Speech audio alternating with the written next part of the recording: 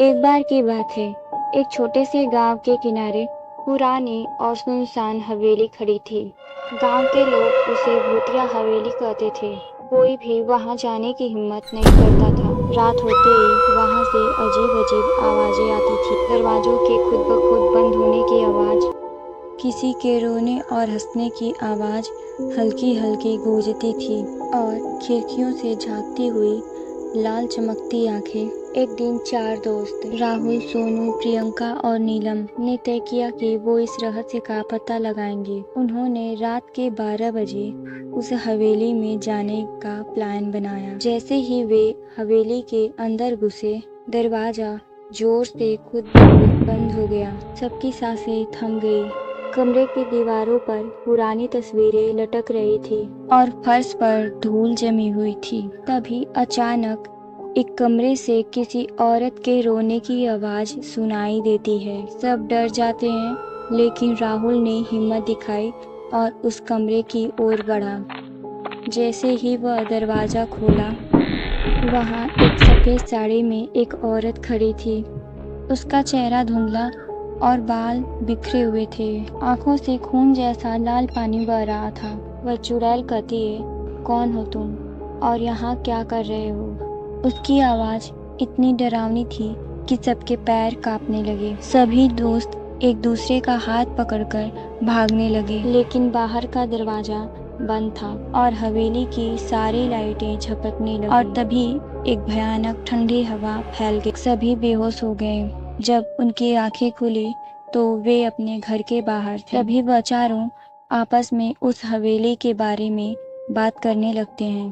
तभी राहुल कहता है कि गांव वालों का कहना है, जो कोई भी उस हवेली में जाता है कभी भी वापस नहीं आता। तो हम लोग वापस कैसे आ गए? वह चारों फिर से उस हवेली में जाने का प्लान बनाते हैं। शाम होते ही वे सब उस हवेली के पास पहुंचते हैं। उन्हें डर तो बहुत लग रहा था। फिर धीरे धीरे एक दूसरे का हाथ पकड़कर उस हवेली के अंदर जाते हैं। हवेली में इतना अंधेरा था कि कुछ भी दिखाई नहीं दे रहा था। तभी उन्हें किसी के रोने की आवाज सुनाई देती है और वह आवाज अचानक हंसी में बदल जाती है। जब वे अपने फोन के लाइट को जलाते हैं तो उनके सामने वही औरत खड़ी थी।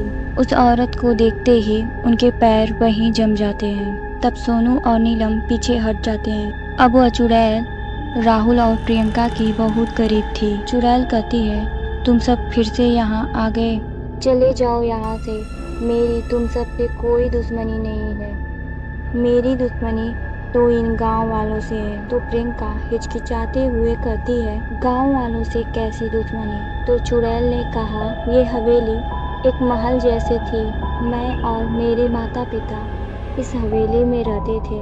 एक दिन मेरे माता पिता का कार एक्सीडेंट हो गया और उनकी मृत्यु हो गई। मरने से पहले उन्होंने मुझसे यह कहा था, मैं इस घर की मालकिन हूँ और मुझे इस घर की रक्षा करनी है। तब से मैं इस घर में रहती थी और इस घर की देखभाल करती थी।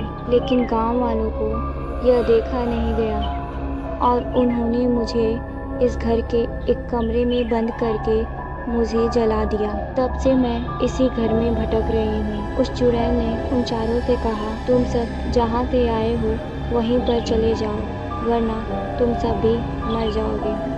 वह चारों वहाँ से जल्द बाहर निकलते हैं और उस गांव को छोड़कर चले गए और उस हवेली के बारे में दोबारा उन्होंने कभी भी बात नहीं की।